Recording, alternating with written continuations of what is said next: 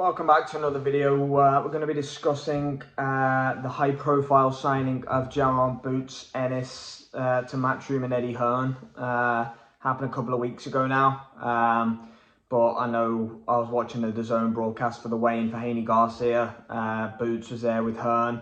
Hearn giving a magnificent car salesman pitch again on Ennis, which it's a great move for both parties. Let's be honest, Hearn needed a big 147 fighter in America. I think it's Philadelphia Ennis is from, so he's going to be headlining shows there. You know, your Terence Crawfords and your Errol Spence, it's looking like those guys are going to be fighting away from 147 now.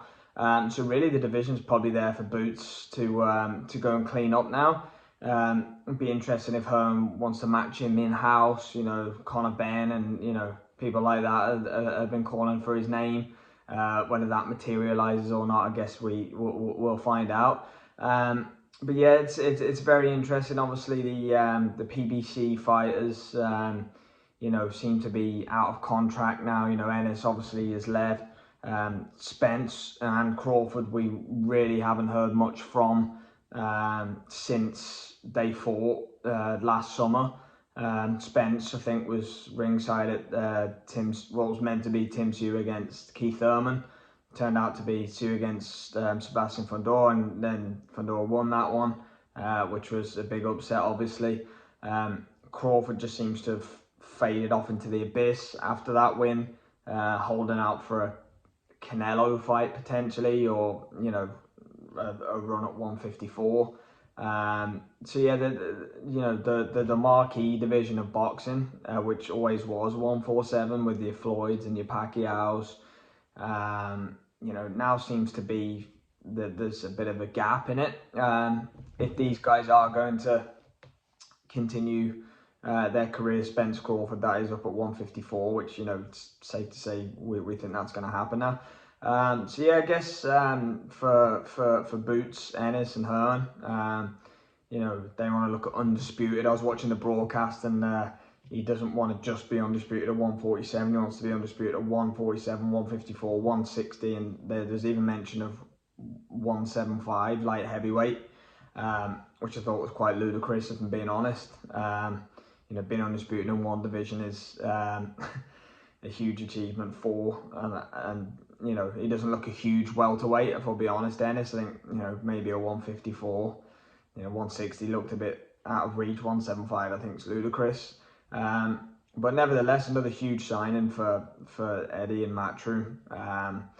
Yeah, it's going to be interesting to see how they build him and who they match him with. You know, what other champions at 147 they want to do unifications with, because I'm assuming that's where they want to go down now. So good move for both parties, in my opinion.